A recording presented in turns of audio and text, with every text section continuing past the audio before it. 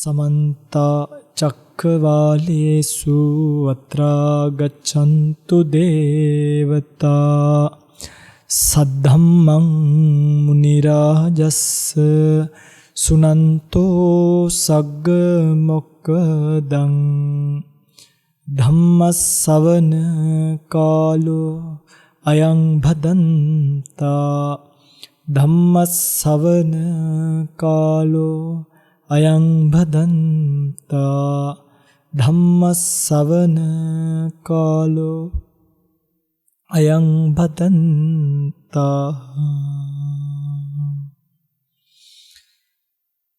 नमो तस्स भगवतो अरहतो सम्मा सम्बुद्धस्स नमो तस्स भगवतो अरहतो सम्मा सम्बुद्धस्स नमो तस्स भगवतो अरहतो सम्मा सम्बुद्धस्स අප්පමාදේන භික්ඛවේ සම්පාදේතති.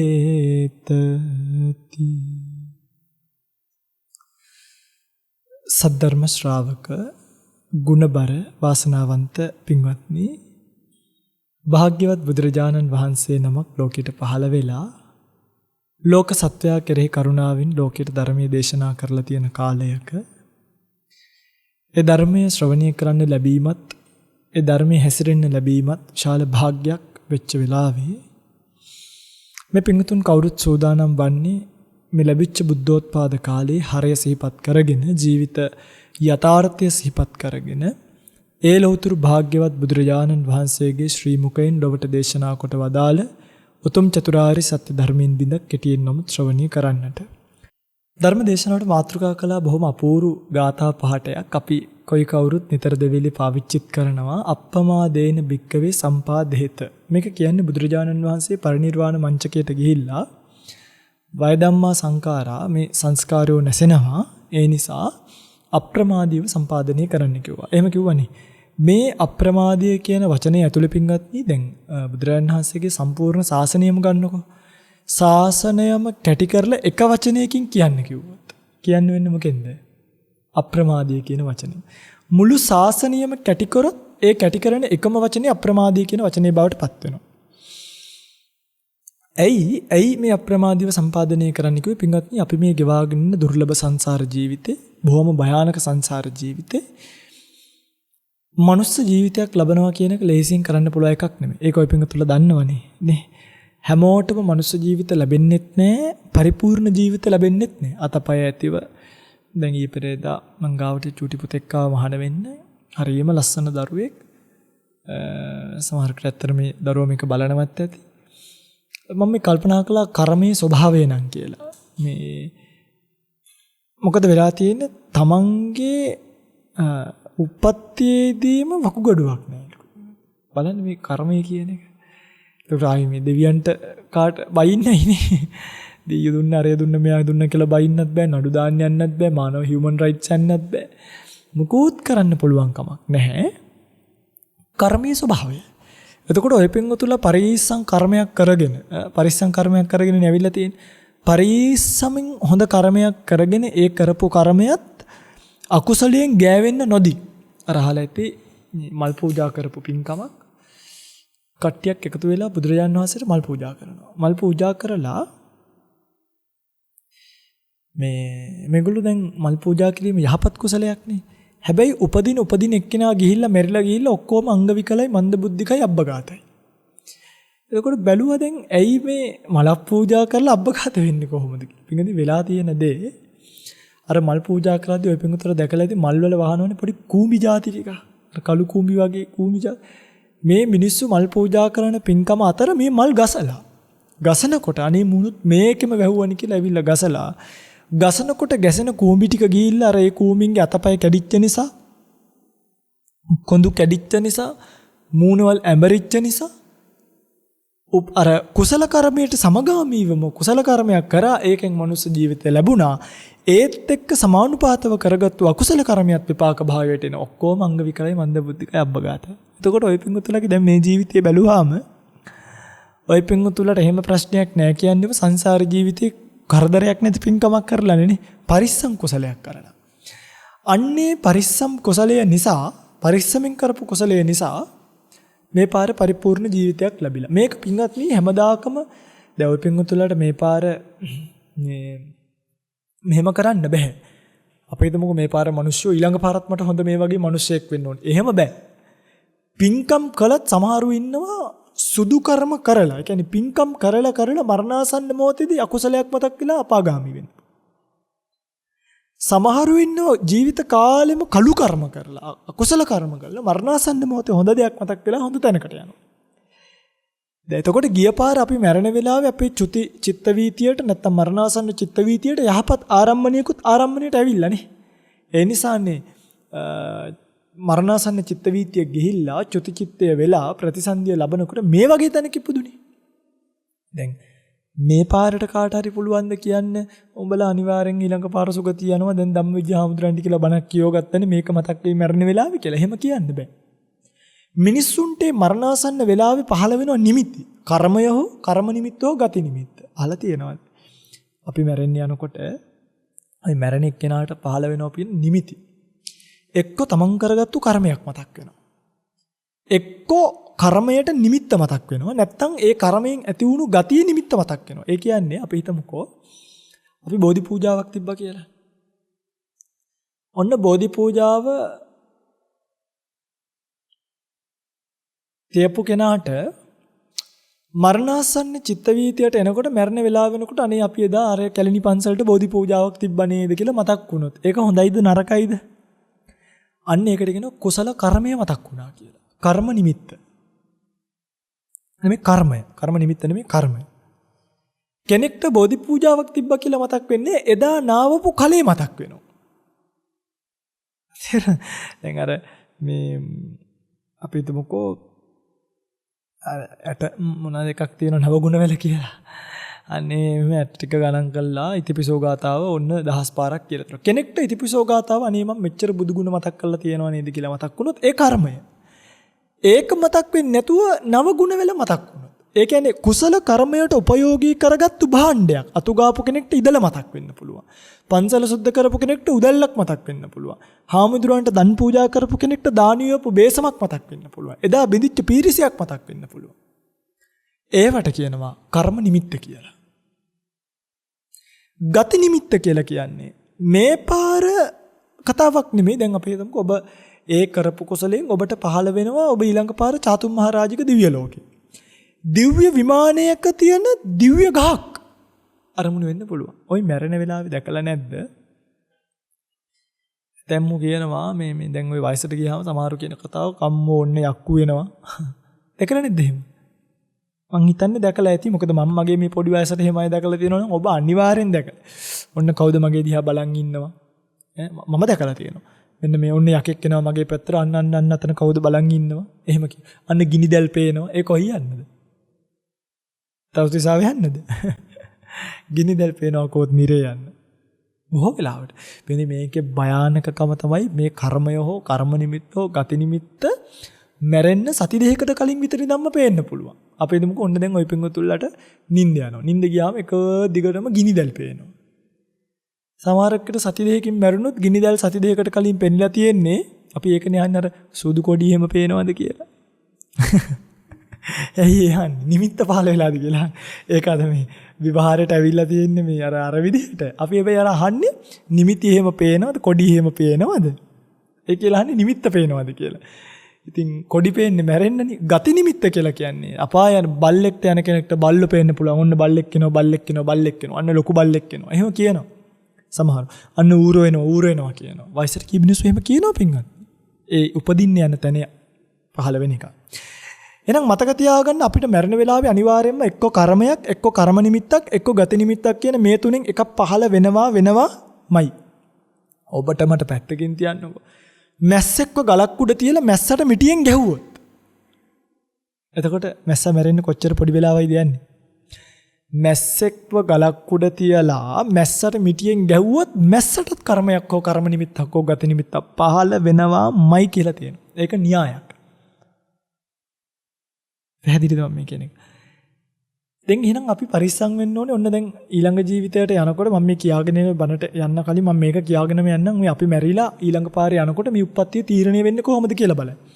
එහෙනම් අනිවාර්යයි අපිට දැන් අපි ඊළඟ ගිය ජීවිතේ අපිට කර්මයක් හෝ කර්ම නිමිත්තක් හෝ ගති නිමිත්තක් පහළ වුණානේ. ඒ පහළ වෙලා තියෙන යහපත් එකක්ද අයහපත් එකක්ද? යහපත් එකක්නේ. යහපත් එකක් පහළ නුණා නම් අපිට මේ පාර මනුස්ස ජීවිතයක් ලැබෙනවද? ලැබෙන්නේ නැහැ. දැන් ඔන්න කර්ම නිමිත්ත ගති නිමිත්ත. දැන් මේ ජීවිතෙත් ওই තුනෙන් එකක් අපිට පහළ වෙනවාමයි. හායි පිඟුතුලා මොන නිමිත්තද අරගෙන යන්නේ හිතන් ඉන්නේ. දැන් චෛත්‍ය හදලා ඇති. වන කියෝල ඇති. ඔන්න දැන් අද මේ පින්කම කියන්නකෝ. ඔය පින්තුලට ඔන්න කර්මය මතක් වුණොත් අනේ අපි එදා ධම්මවිජය ස්වාමීන් වහන්සේට කියලා ධර්ම දානමය පින්කමක් කරානේ කියලා මතක් වුණොත් ඔන්න සමහරකට හොඳ තැනකට යයි. ඒව මතක් වෙන්නේ නැතුව මගේ මූණ මතක් වුණොත් නැත්නම් වටහත් මතක් වුණොත් එහෙමත් වෙන්න පුළුවන්. ඔය ටීවී එකෙන් බලන් ඉන්න එකේ ලොකු ප්‍රයෝජනයකුත් තියෙනවා ඒ නිසා. නැතුවමත් නෙමෙයි. ඒ කර්මය විතරක් නෙමෙයි කර්ම නිමිත්තත් මතක් වෙන්න පුළුවන්. ඒකෙත් ප්‍රයෝජනයක් නැත්teමත් නෑ ඉතින් අන්න ඒකයි. ගති නිමිත්ත කියන්නේ මේක නිසා ඊළඟ පාර උපදින්න දැන් ලේ පෙනුනොත් මස් පෙනුනොත් ඒ කියන්නේ අම්මා කෙනෙක්ගේ කුසට යන්න හදනවා කියලා. එහෙම පෙනුනොත් ඒක තමයි කතාව. එතකොට ඕක කොහමද ඕකේ ප්‍රයොරිටි එකක්. ඒ කියන්නේ දැන් අපි එක එක කර්ම කරලා තියෙනවනේ මේ ජීවිතේ. ඔය කර්ම ලක්ෂ ගණන් කුසලත් කරලා තියෙන මේ කුසල පැත්ත වගේ තමයි අකුසල පැත්තත්. ඌරු මරපු කෙනෙක්ට ඌරු මරුවා කියන එක මතක් කරුත් ඒක අකුසල කර්මය. ඌරු මරපු කඩුව, ඌරු මරපු දංගෙඩිය, ඒවා ඌරා මතක් වුණොත් ඒක කර්ම නිමිත්ත. ඒ කර්මය නිසා ඊළඟ පාර ඌරෙක් වෙනවා කියලා ඌරෙක් දැක්කොත් ඒ ගති නිමිත්ත. ඕව මතක් වෙන්න පුළුවන්.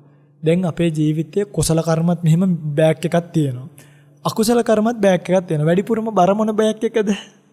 මන් දන්නේ. ඒක ඔය පිටුතුලනේ දන්නේ මොන බෑග් එකද? කුසල කර්ම නම් shopping බෑග් එකක්වත් නෑනේ. අකුසල කර්ම නම් travelling බෑග් දෙක තුනක්ම ඇති. මේක ජීවිතයක.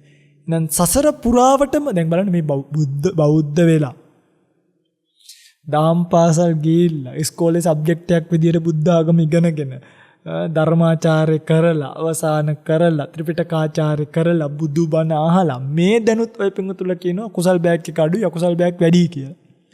එහෙනම් භයානක සංසාරේ කොච්චර අපේ අකුසල් බෑග් එක බර ඇද්ද? කුසල් බෑග් එක කොච්චර අඩු ඇද්ද? මේ කුසලයක් වේවා අකුසලයක් වේවා මේකට ප්‍රයොරිටි එකක් හැදෙන්නේ නැත්නම් මූලිකත්වයක් හැදෙන ක්‍රමයක් තියෙනවා. කොහමද?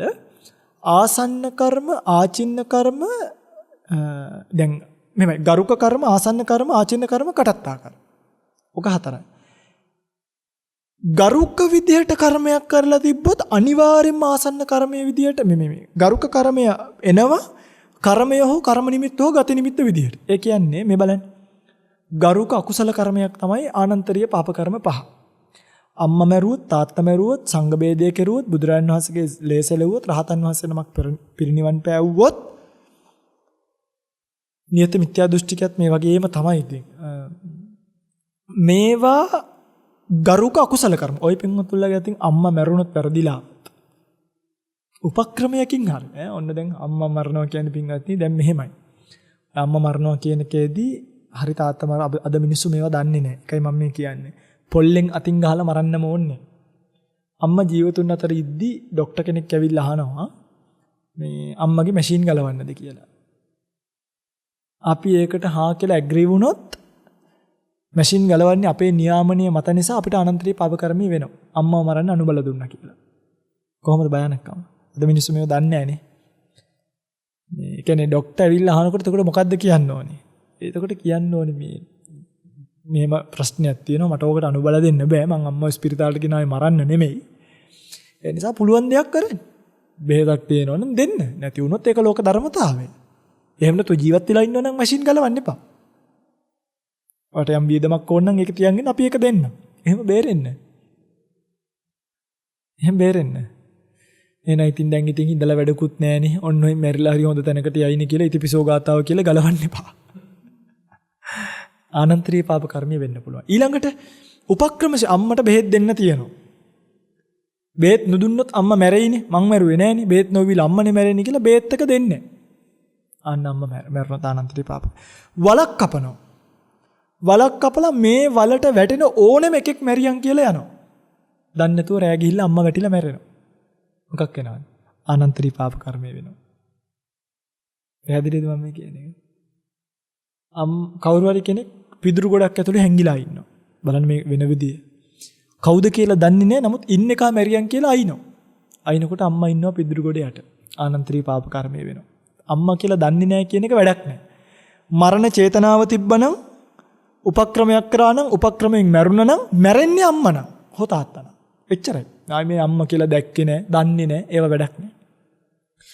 අපි හිතමුකෝ අපිව අරන් හදාගත්ත කවුරු හරි අපි දන්නේ නැතුව වෙන කෙනෙක්ව මරනවා. ඒ අපේ අම්මා කියලා දන්නේ නැතුව. මොකක් වෙනවද? මරණ චේතනාව තිබ්බනම්, මැරුවනම්, උපක්‍රමයේ පාවිච්චි කරා නම්, උපක්‍රමයෙන් මැරෙන්නේ තමන්ගේ අම්මා නම් ආනන්තරී පාප කර්මය වෙනවා. දැන් තේරෙනවද? ඒක භයානකයි නේ ඉංගන්නේ. අපි හිතනවට වඩා මේක ටිකක් සියුම්. ඒවා කියන්න ගියොත් මිනිස්සු බය වෙනවා දහමට. කර්මයට බය වෙන්න ඇත්තටම කර්මයට බය වෙන්න ධර්මයට බය වෙන්න එපා. ධර්මය කර්මයෙන් බේරෙන්න. නැතුව කර්මය කරේ තියාගෙන යන්න නෙමෙයි. ඊළඟට තව මේකේ තියෙනවා පින්වත්. ගොඩාක් දේවල් තියෙනවා.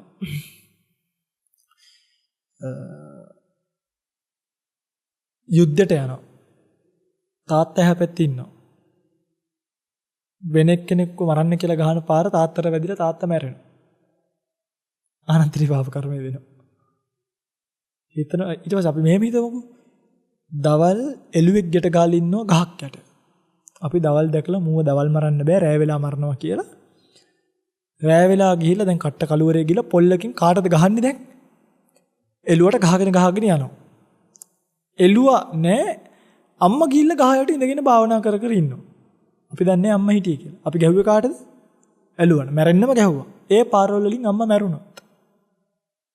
මොකක් වෙනවද? ආනන්තරී පාප කර්මය වෙනවා. ඒ වගේම තමයි ඔක අනිත් පැත්තත් මෙහෙමයි. අම්මා මරන්න කියලා හිතාගෙන ගිහිල්ලා අම්මා නැතුව ඒ වෙලාවේ එතන එළුවෙක් හිටියෝ. එතකොට ආනන්තරී පාප කර්මය වෙන්නේ නැහැ. අනේ වගේ පොඩි chance එකකුත් තියෙනවා. කතාවක් තියෙනවා කියන්න. එතකොට තේරෙනවා මේක. එක පුතෙකුයි තාත්තෙකුයි මහණු වුණා. ලොකු ස්වාමීන් වහන්සේට බුදුරජාණන් වහන්සේට පණිවිඩයක් කියපු වෙලාවක මේ පොඩි ස්වාමීන් වහන්සේ තාත්තට තට්ටු කරලා මෙහෙම කියනවා තාත්තයා යන්න කතා කරා කියලා. මෙහෙම කතා කරද්දී තාත්තා ඒ තල්ලුවෙන් වැටිලා මැරෙනවා. ආනන්තරී පාප කර්මය වෙනවද? වෙන්නේ. ඇයි? මැරුණේ තාත්තා තමයි. හැබැයි තල්ලු කරේ මැරෙන්න නෙමෙයි. චේතනාව නැහැ. මරණ චේතනාව නැහැ. බලන්න පින්වත්නි අපිට කොච්චර ඉගෙන ගන්න දේවල් තියෙනවද මේ ශාසනේ. දන්නේ නැති වුණොත් කර්මය නවත්තන්න බෑනේ. අන්න ඒකයි. මේවා දැනගෙන ඉඳීම හරියම වැදගත්. ඔන්න ඔය වගේ යම් කෙනෙක් ඔයනි කර්මයක් කරලා තිබ්බොත් අකුසල කර්මයක්. මම මේක පැත්තකට ගියේ. මේ වගේ ඉගෙන ගන්න ගොඩ දේවල් තියෙනවා. පින්වතුලා ගන්න. රේරුකානි චන්දේමල සායසකේ තියෙනවා බෞද්ධයාගේ අත්පොත කියලා පොතක්. දැකලා තියෙනවා. දුඹුරු පාට පොතක්. සුදු පාට ෆොන්ට් එකකින් ටයිප් කර. බෞද්ධයාගේ අත්පොතේ මේවා ගැන විස්තර තියෙනවා. අරගෙන කියවන ප්‍රාණඝාතය කියන එක පිළිබඳව සම්පූර්ණ විස්තරයක් තියෙනවා. ඊළඟට ගන්න උපසම්පදා සීලය පොත.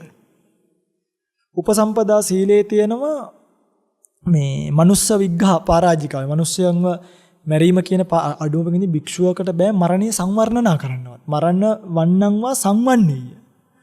මෙහෙමයි ඉතින් ජීවිතේ ওই ජීවිතේ වැඩක් නැහැ. ඕගොල්ලෝ බෙල් වල දාගත්තා නම් ඔක්කොටම වඩා හොඳයි. මේකේ මැරෙනවට වඩා බඩ කපා ගත්තා නම් හොඳයි. පිහියෙන් එන ගත්තා නම් හොඳයි. ඕවා කියන්න අපිට බෑ. ඇයි?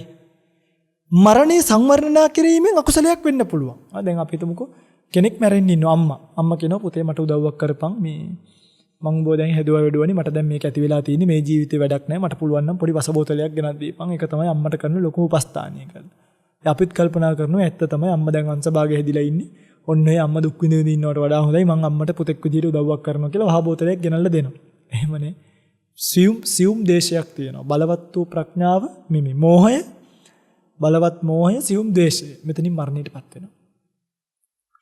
ඒ නිසා ඔන්න ඔය වගේ අකුසල කර්මයක් වැරදිලාවත් කරලා තිබ්බොත් මැරෙන වෙලාවේ චෛත්‍ය 84000ක් හදලා තිබ්බත් වැඩක් නැහැ. ගරුක කර්මයේ ඒකාන්තයෙන් ඉදිරිපත් වෙලා ඔබ කල්පයක් නිරයට ගෙනියනවා.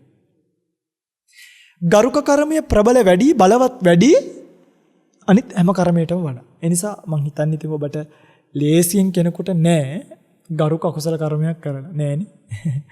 තාත්තා මරලා අම්මා මරලා නැත්නම් රහතන් වහන්සේලාගේ පරිනිර්වාණය කළා නැත්නම් සංඝ වේදය ඔබට කරන්න බෑනේ. සංඝ වේදය කරන්න පුළුවන් උපසම්පදා භික්ෂුවකට විතරයි.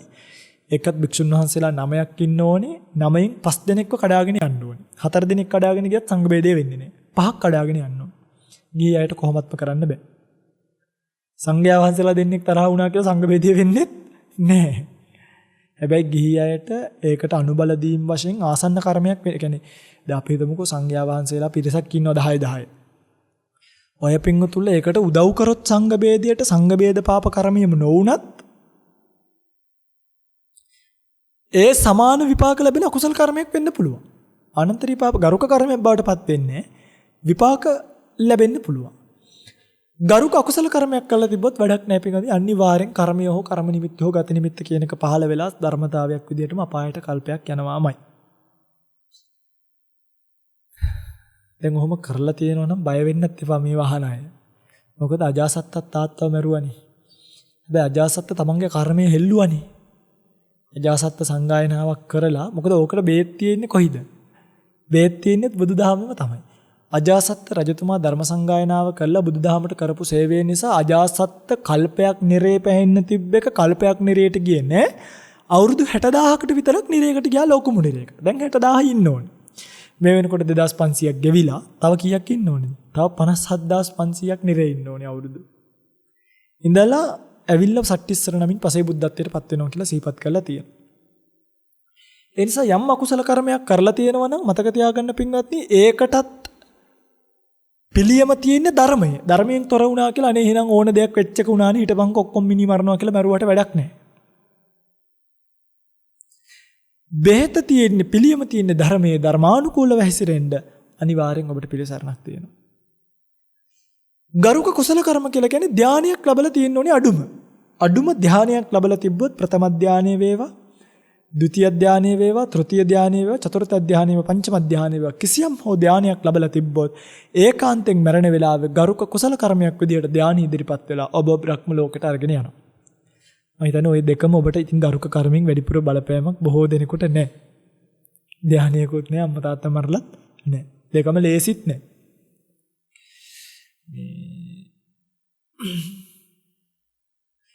ඊළඟ එක තමයි නම් අපිට පින්වත්නි ඔන්න දැන් මරණ වෙලාවේ ඔබට එන කර්මයට හෝ කර්ම නිමිත්තට හෝ ගති නිමිත්තට මේ ගරුක කර්මීය ලොකුවට බලපාන්නේ නැහැ.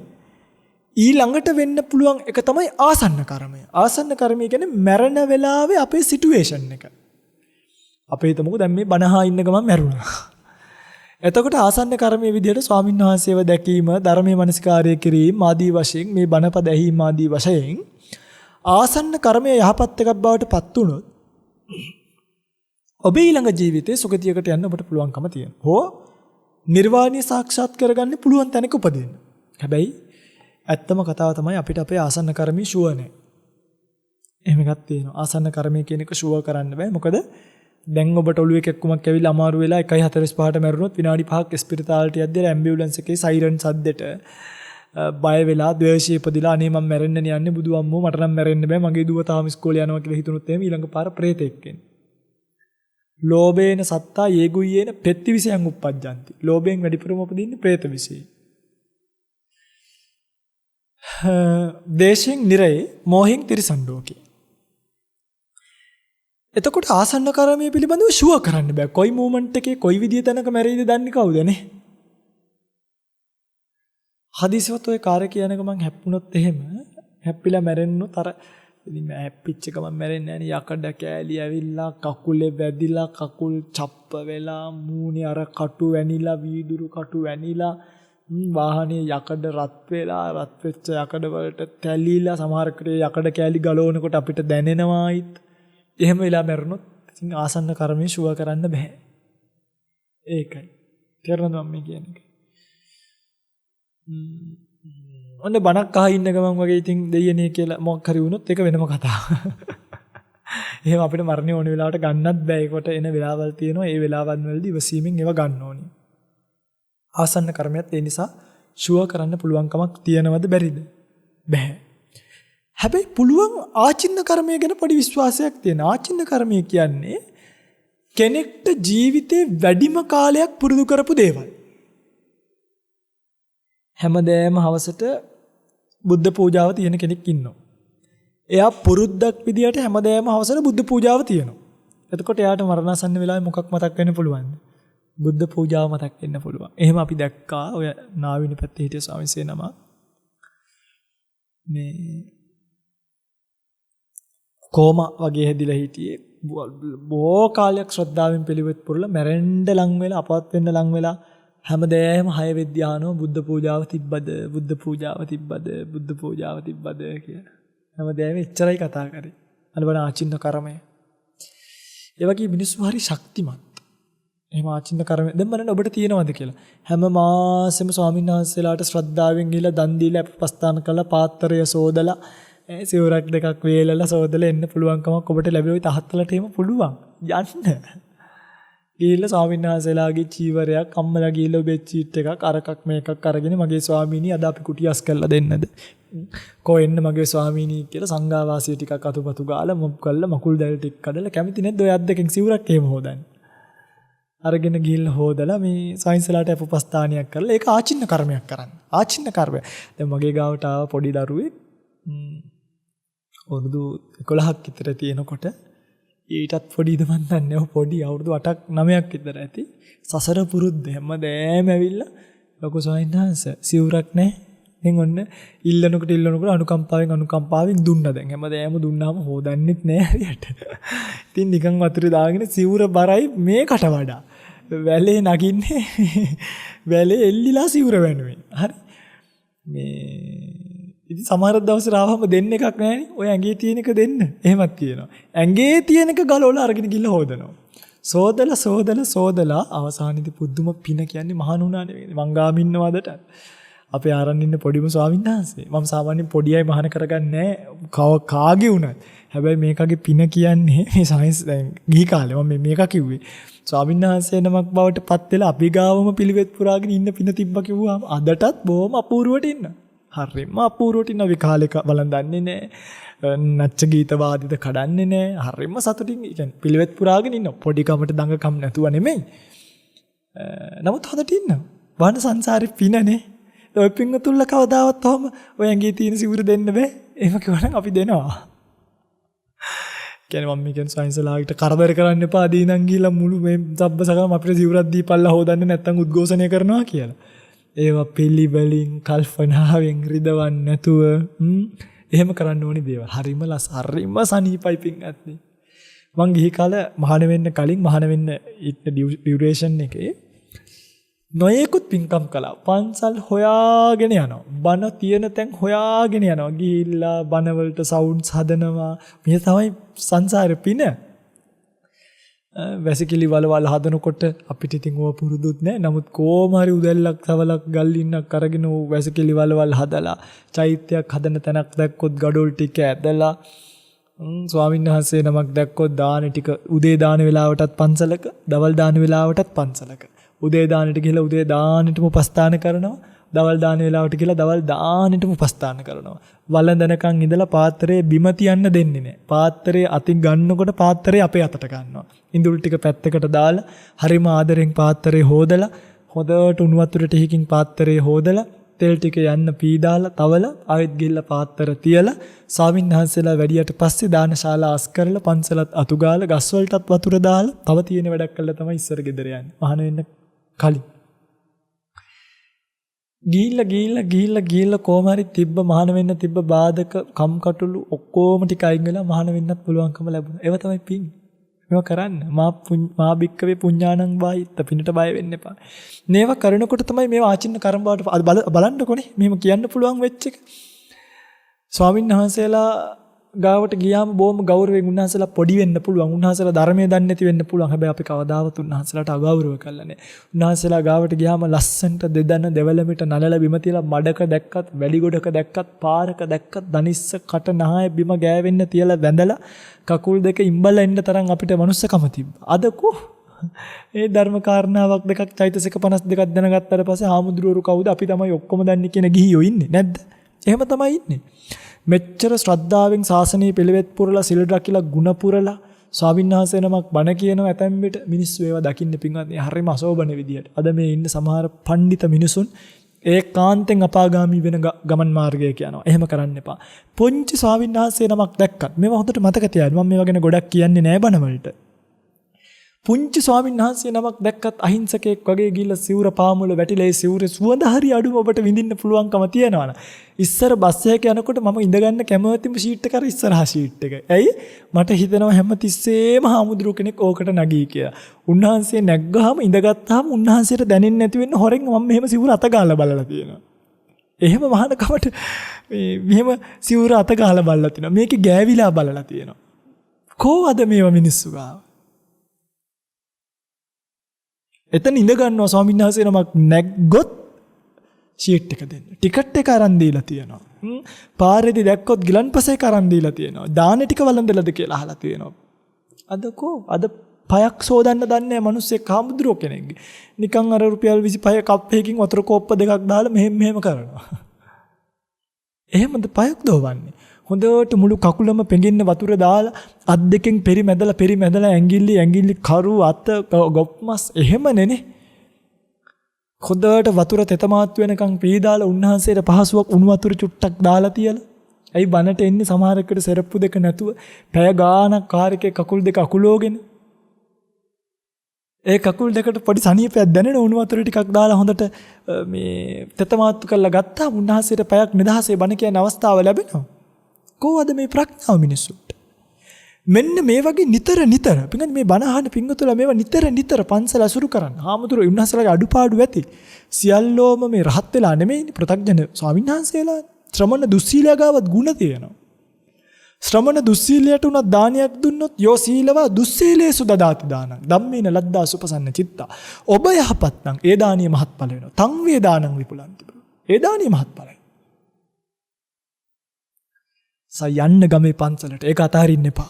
අපි ගාවට එන්න එපා. මම කියන අපි ගාවට යන්න ගමේ පන්සලට. ඉන්දී එක ස්වාමීන් වහන්සේ නමක් හොදෙනවා. උන්වහන්සේලාගේ සමහර දුර්ජන ගුණ ඇති. ඒව අපිට වැඩක් නෑ. මේ සිවුරගෙන ආදරෙන් මගේ සංඝයා වහන්සේලා මගේ ස්වාමීන් වහන්සේලා කියලා දාන ටික මාන ටික බලලා ආචින්න කර්මයක් බවට ඒකපත් කරගන්න. නිතර පන්සල මතක් වෙන කෙනෙක් බවට පත් වෙන්න. සතියට දවස් දෙකක් කියන්නේ සැටර්ඩේ සන්ඩේ නිවාඩුණා සෙනසුරාදා ඉරිදා නිවාඩුණා යන්න පන්සලට. ගිහිල්ලා නේද උදේ දාන්නේ දවල් දාන්නේ උපස්ථාන කරන්න ඊට පස්සේ ගෙදර එන්න. ඉරිදා උදේටත් යන්න. ශ්‍රම දානියක් කළා ස්වාමීනි තනකොළ ටික වැවිලාද ගඩොල් ටික වැවිලාද අතු ගාලා දෙන්නද ස්වාමීනි මොන හරි තියෙනවද වැඩක් කරන්න වහලා තෙමෙනවද රැයට නිින්ද යනවද මදුරුව කනවද නෙට් එකක් ගැට ගහලා දෙන්න ඕනිද අපිට බෑනේ ඔය උඩවල් වල නගින්න. උච්චාසයන කැඩෙනවද? වැලක් ගැට ගහලා ඕනේද මගේ ස්වාමීනි සිවුරු ටික වනන්න මේ වැල පාත් වෙනවද අහන්න ගිහිල්ලා. මාසෙට පඩි ගත්තාම එක සිමෙන්ති කොටයක් මගේ ස්වාමීනි මොකක් හරි කරන ඉදිකිරීමකට ගන්න එක අටපිරිකරක් රුපියල් 1500ක් 2000ක් වෙයි. එක සිමෙන්ති කො මගේ ස්වාමීනි චෛත්‍යයට දාගන්න. මගේ ස්වාමීනි මේ ගඩොල් දෙක මොහොකට හරි ගන්න කියලා දෙන්න ගිහිල්ලා. අර අනුරාධපුර පැත්තේ චෛත්‍යයක් හදනවා මහා සෑයක්. ගිහිලා ගල් ටිකක් ඇදලා එන්න. ඒව ආචින්න කර්මයක් බාටපත් කරගන්න. කුසල කර්ම පැත්තෙන් ඔය වගේ කර්මයක් තිබ්බොත් බලන්නකො මරණාසන්න මොහොතේ ඔය වගේ එකක් මතක් වෙන්නේ නැද්ද කියලා. නිතර පුරුදු කළ, නිතර පුරුදු කරපු, නිතර පුරුදු කරන ධර්මතාවයක් බවට මේකපත් කරගන්න. එහෙම වුණොත් බොහෝ වෙලාවට කාර්යයකදී හැප්පිලා මැරුණත් ඔබට අර නිතර පුරුදු කරපු කර්මයේ තියෙන නිසා ඒ කර්මය ඒකාන්තයෙන් සනීප කර්මයක් බවට පත් වෙයි. ඔය ආචින්න කුසල කර්ම. ආචින්න අකුසල කර්මයක් තියෙනවා. හැමදේම චුට්ට බොන එක්කෙනෙක්. අපිට කියන සයින්ස් මම වැඩි බොන්නේ නෑ. හැමදේම චූට්ටක්.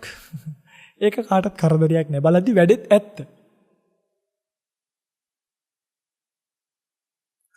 හැමදේම චුට්ට බොනවා.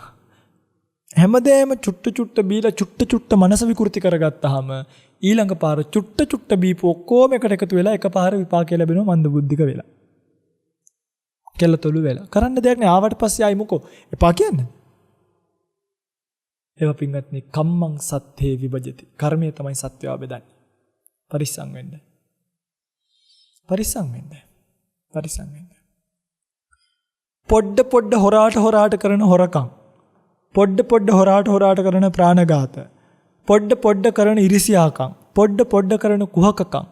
පොඩ කරන පුංචි වැරදි අවසානයේදී ලොකු වැරදි බවට පත් වෙලා එකපාර විපාක සකස් වීම සිද්ධ වෙනවා. නිසා ආචින්න කර්මය එහෙම එකක්. කටත්තා කර්මයි කියලා කිව්වේ දැන් තුනක් කිව්වනේ ගරුක ආසන්න ආචින්න. ඕක තමයි පිළිවෙල. ගරුක කර්මයක් නැත්නම් ආසන්න කර්මය එනවා. ආසන්න කර්මයක් නැත්නම් ආචින්න කර්මය එනවා. ආචින්න කර්මයේ වඩා බලවත් නම් නිසකවම ඒකාන්තයෙන් ආචින්න කර්මය ඉදිරිපත් වෙනවා. ඊළඟට කටත්තා කර්මය කියලා කියන්නේ මේ ජීවිතේ නෙමෙයි අපි හිතමුකෝ හදිසියවත් ඔන්න දැන් ඇක්සිඩන්ට් එකක් වෙලා සිහි නැති වෙනවා. ආයි සිහි එන්නෙම නැතුව මැරෙනවා. දැන් ඒ වගේ වෙලාවට ආසන්න කර්මත් නෑ ආචින්න කර්ම මුකුත් නෑනේ. ඒ වගේ වෙලාවට ඉදිරිපත් වෙනවා සංසාර ජීවිතේදී කරපු කුසලයක් හෝ අකුසලයක්. බලවත් ලෙස. අන්නේ සංසාර ජීවිතේදී කරපු කුසලය හෝ අකුසල ඉදිරිපත් වෙනවා. ඒ කුසලය හෝ අකුසලයට කියනවා කටත්තා කර්මය කියලා. එනිසා එක්ක ගරුක දෙවනියට ආසන්න තුන්වෙනියට ආචින්න ඊළඟට කටත්තා කියන ක්‍රම හතරෙන් කර්මයක් හෝ කර්ම නිමිත්තක් හෝ ගති නිමිත්තක් පහළ වෙලා තමයි ඔබේ ඊළඟ උත්පත්තිය කියන එක සිද්ධ වෙන්නේ. එහෙමයි වෙන්නේ. පැහැදිලිද මම මේ කියන එක? එතකොට දැන් අපිට මේක පාලනය කර දැන් ඔබට පුළුවන්ද එහෙනම් හිටපන්කෝ මං අද ඉඳන් සංඝයාට උපස්ථාන කරලා මගේ මරණාසන්නයකට ආචින්න කර්මයක් ගෙන්න ගන්නවා කියලා මේ ඇග්‍රීමන්ට් එකක් ගන්න පන්සලත් එක්ක. මේවා අනාත්ම ධර්මතා. අපිට කරන්න පුළුවන් හේතු සකස් කරන්න විතරයි. දර දාන්න පුළුවන්, වතුර දාන්න පුළුවන්, පෝර දාන්න පුළුවන්, මල් පිපෙයිද කියන එක අපි දන්නේ නැහැ. හැබැයි දරයි يعني පෝරයි වතුරයි දාන තරමට මල් පිපෙයි කියලා ෂුවර් එකකුත් තියාගන්න පුළුවන් කමකුත් තියෙනවා. එනිසා පින්වතුන්ල කල්පනා කරන්න මේ එහෙම දැන් එතකොට තේරෙනවද ඔබට මේ ලැබිච්ච ජීවිතේ කොයි තරම් අර නිකන් මේ ඉස්සර අර ලොතරයි අදින්නේ. බෝල ගොඩක් කැරකිලා හරි බෝලෙම උඩට එනවා වගේ මේ අර වේගෙන් කැරකෙන චක්‍ර වාසනා චක්‍ර කියලා තියෙන්නේ මේ හයියෙන් කරකෝලා මොකක් කරනවද මෙහෙකින් ගහන්න කියනවනේ ඒ ගහනකොට හොඳම එකට වදිනවද නැද්ද කියන අපි ගහන්නේ වදී හරියටම දැන් අපි හිතමුකෝ ෆෝන් ಜಾති තුනක් තියෙනවා හොඳ ෆෝන් එකකුයි 50 ෆෝන් එකකුයි 20 ෆෝන් එකකුයි 10 ෆෝන් එකකුයි අරක හයියෙන් කරකවනකොට අපිට ගහන්න ගියාම අපි ගහන්නේ කොයි ෆෝන් එකට වදින්නද? වදින එකක් ගන්නවා කියලා නේ. ඒ වගේ මේකත් වාසනා චක්‍රය වගේ මේක කැරකෙනවා. පින්වත්නි ඔය මං කිව්ව එකේ තුනයි තියෙන්නේ. මේ සක්වල කියන වාසනා චක්‍රයේ මේ සක්වලේම තල 31යි වෙනත් සක්වලවල් කෝටි ලක්ෂ ප්‍රකෝටි ගානක සක්වලවල් ගත්තාම ආයිතින් මේ වාසනා චක්‍රයක් ඇඳ කියලා හිතන්නකෝ එක ඉරක් මනුස්ස ජීවිතයක්. ඉර ගාව ඉරි මෙහෙම ඇඳලා වාසනා චක්‍රයක් පිරෙන්න මෙහෙම ඉරි අඳිනවා. ඉරිම විතරයි තියෙන අය වෙන මුකුත් නැහැ. එක ඉරක් මනුස්ස ජීවිතේ. ඔබ ඒ වාසනා චක්‍රය කරකිව්වට පස්සේ ගහන හිතලේ ගිහිල්ලා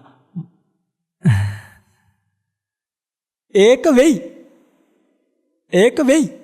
ඒක වදි මනුස්ස ජීවිතයක් ලැබෙනවා කියන කීටත් වඩා ෂුවර් නැහැ. අරක වදී පින්නවා. මේක එන්නේ නැහැ. එනිසා ඔබ මේ ලබලා තියෙන පොඩි පහේ ජීවිතයක් නෙමෙයි. කොහොමද කියන්න පටන් ගත්තේ වෙලාවල් ඉවර වෙනවනේ. මේ එහෙම ලැබපු මනුස්ස ජීවිතයක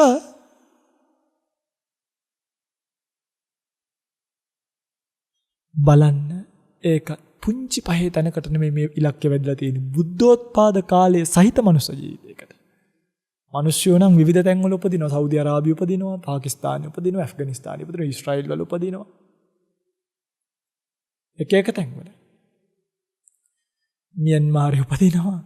කොහොමද මේ බෞද්ධ රටේ බුද්ධෝත්පාද කාලයක පොඩි කාලේ ඉඳන් මොන්ඩිසෝරි යන්න පුළුවන් මේ දහම් පාසල් යන්න පුළුවන් ජීවිතයක්. බුද්ධ කියන වචනේ අපිට ඇහුනේ කොච්චර පොඩි කාලේද අනාථපිණ්ඩික සිටුතුමාටවත් එහෙම ඇහුන්නේ නැහැ බුද්ධ කියන වචනේ. එතුමන්ටත් බුද්ධ කියන වචනේ ඇහුනේ අවුරුදු ගාණක් ගිහිල්ලා.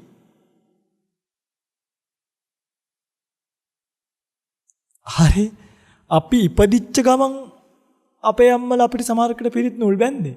බඩේ ඉද්දි අම්මලා පන්සිල් සමාදන් වුණේ සූත්‍ර කියවුවේ. පිරිත් කියුවේ අපි අම්මගේ බඩේ ඉඳන්. කොච්චර වටින ජීවිතයක්.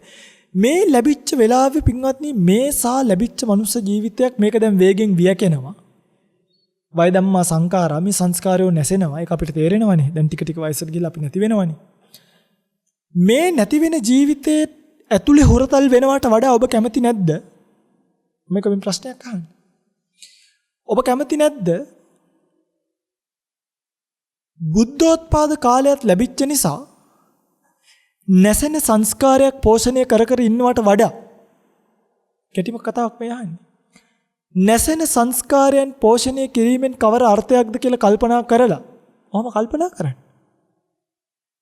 මේ නැසෙන සංස්කාරයන් පෝෂණය කිරීමේ අර්ථයක් නැහැ කියලා දැනගෙන මනුස්ස ජීවිතේ නම් ඒකාන්තයෙන් දුකක්ය දුෂ්කරව ලබාගත් ජීවිතේ තරම් දුර්ලභව ලබලා මේ දැන් නැති වෙන පැත්තට යනවා අවුරුදු තව කීයද තියෙන්නේ තාත්තේ. තව 20ක් 30ක් 40ක් යනකොට මේ සෙල්ලම් ඉවරයි. අච්චර අමාරුවෙන් ලැබිච්ච ජීවිතේ. වේගෙන් වියකිලා යනවනම් මං ආයිත් මනුස්ස ජීවිතයකට යන්නද try කරන්න ඕනේ?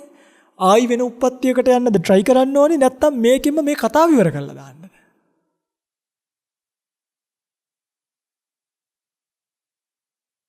ආයි ගියත් ඔච්චරයි. මේකෙන්ම මේ කතාව ඉවර කරන්න ඔබට පුළුවන් නම් මගේ පින්වත්නි මේකෙන්ම මේ කතාවට තිතක් තියන්න ඔබට පුළුවන් නම් ඔන්න ඔබට ආයිත් උප්පත්තියකට යන්න බැරි. අන්න ඒකයි කිව්වේ මේකෙන් මේ කතාව ඉවර කරන්න නම් ඔබ මොකක් ඇති කරගන්න ඕනද? අප්‍රමාදය ඇති කරගන්න. අප්‍රමාදේන භික්කවේ සම්පාදේත. අනනි අප්‍රමාදීව ඔය ස්පීඩ් එක නම් මදි. නිවන් අවබෝධ කර. මේකේ තියෙනවා ලොකු කතාවක්. පුංචිට අවබෝධ කරගන්න ඕනි දෙයක්. ඒ ලොකු කතාව පුංචි පරාසයක් ඇතුලේ අවබෝධ කරගත්තොත් කරගන්න පුළුවන් නම් කරගන්න ඔබට හැකි නම් ඔබ දක්ෂයි නම් හිස ගිනිගත්තේ ගින්න නිවන්න උත්සාහ කරනවා වගේ වේගෙන් ඒ ධර්මතාවය අවබෝධ කරගන්න උත්සාහ කරන්න. හිස ගිනිගත්තේ ඒ ගින්න නිවන්න උත්සාහ කරන්නේ යම් තරම් ස්පීඩ් එකකින්ද වේගයකින්ද අප්‍රමාදීවද? දැන් ඔය පිටුට මේ වෙලාවේ පිටුටක ඔළුවේ ගින්නක් ඇවිදිනවා. ඔය පිටුටක කියනවාද පොඩ්ඩක් ඉන්න තව විනාඩි 10යි තියෙන්නේ තව විනාඩි 5යි තියෙන්නේ බන හලෙන්නම් කියලා. ද නැත්තම් පන කඩාගෙන එළියට ගිහලා නිවා ගන්නවා. බන අහන්නවත් ප්‍රමාද වෙන්නේ නැහැ ඔය පිටුටක ඔළුවේ ගින්නක් තියෙනවා. සංසාර ගින්න කියන එක ඔළුවේ පත්තු කරගන්න. නිකන් එහෙට මෙහෙට ටැග් ගහි මම ඔකට කියන්නේ ටැග් ගහනවා කියලා. එහෙට මෙහෙට වෙලා බිත්ති වලට මෙහෙම හේතු වෙලා ඔළුව කස රිලව් වගේ කල්පනා කර උඩ බලාගෙන රිලව්ත් එහෙමනේ ඔළුව කහනවා කල්පනා කරනවා. අපේ මිනිසුත් එහෙම. පන්සලට ගිහලා ඔළුව කහනවා කල්පනා කරනවා. මේ දත් මැද උණ හොදන්න පෑ ගණන් නාන්න පෑ ගණන් ඇඟ ඌවට වෙලාව ගන්න එපා ලොකුවට. ඔය හැමෙන් ඇඟේ තියෙන කුණු ටික අයින් කරගන්න. දත් ටික සුද්ධ කරගන්න. මේ දවසේ පැයක් නාලා, පැයක් කාලා, පැයක් ඇඟත් එක්ක ඔට්ටු වුණොත් මේ අසත්පුරුෂයත් එක්ක අපි කොහොමද නිවන් දකින්නේ? ඒ ඔක්කොටම විනාඩි 10ක් විතර අයින් කරයි. කන්න බොන්න මේ හුරතල් වෙන්න එපා ටට්ටක් ගාලා කන්න කාලා දුවන්න නෙමෙයි කාලා නවතින්න මේ කාලේ ඉතුරු කරගන්න. එහෙට මෙහෙට වෙලා කල්පනා කර පාවි ඉන්න ජීවිත නෙමෙයි. වේගෙන් වැඩ කරන ඍජුව වැඩ කරන ජීවිතය හඳුනාගත්ත ස්පීඩ් එකෙන් බරට අඩිය තියෙන හොඳට ජීවිතේ තේරුම් ගත්ත දක්ෂ චරිත බවට පත් වෙන සක්කෝ දක්ෂ වෙන්න උජූච ඍජු වෙන්න සූජුච වඩා ඍජු වෙන්න සුවච කීකරු වෙන්න මෘදුත් ඍජු වුණාට කමක් නැහැ මෘදුත් වෙන්න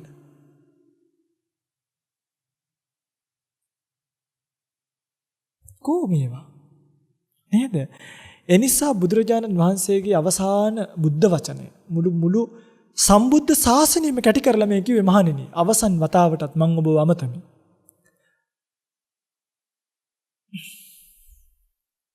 එහෙම කිව්වනේ මහණෙනි මම ඔබව අවසන් වතාවටත් අමතමි. වය ධම්මා සංඛාරා අප්පමාදේන සම්පාදිත. මේ සියලුම සංස්කාරයන් නැසෙන සුළුයි. ඒ නිසා මේවත් එක්ක මේ මගේ මලකඳ ඉස්සරහවත් අඬන්න එපා කියලායි කිව්වේ. වෙන එකක් නෙමෙයි. මං මැරුණා මං පිරිනිවන් පෑව කියලාවත් මගේ පින්වත්නි මේ ඉස්සරහවත් අඬන්න එපා. වය ධම්මා සංඛාරා සංස්කාරය උනන් නැසෙනවාමයි. ඒ නිසා බුදුරජාණන් වහන්සේගේ පරිනිර්වාණය සිහිපත් කරගෙන අඬන්න දොඩන්න නෙමෙයි සංවේගී උපදවා ගන්න. අනේ දෙයියනේ මේ ශාස්ත්‍රුන් වහන්සේගේ ස්කන්ධ පරිනිර්වාණයට පත් වුණා නම් අපි ගැන කවර කතාවද කියලා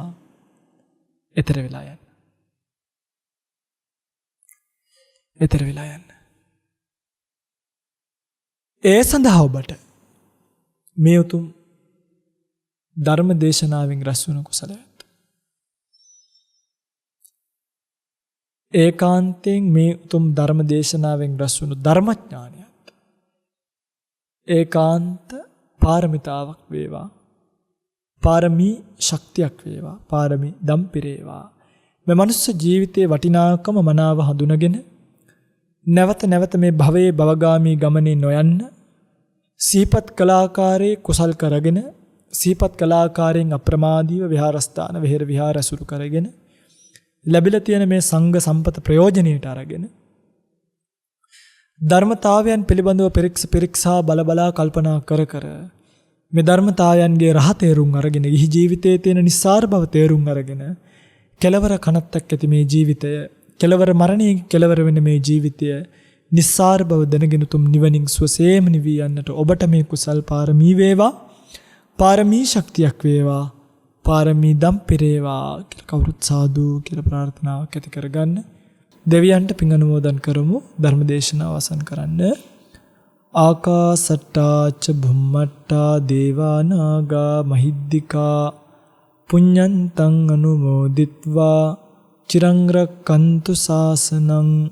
ආකාසට්ටා ච බුම්මට්ඨා දේවා නාග මහිද්దికා පුඤ්ඤන්තං අනුමෝදිත්වා චිරං රක්칸තු දේශනං. ආකාසට්ටා ච බුම්මට්ඨා දේවා නාග මහිද්దికා පුඤ්ඤන්තං අනුමෝදිත්වා චිරං රක්칸තු මං පරන්ති. හැම දිනෙකටම සම්මා සම්බුදු සරණයි. ද්වේෂක්ඛයෝ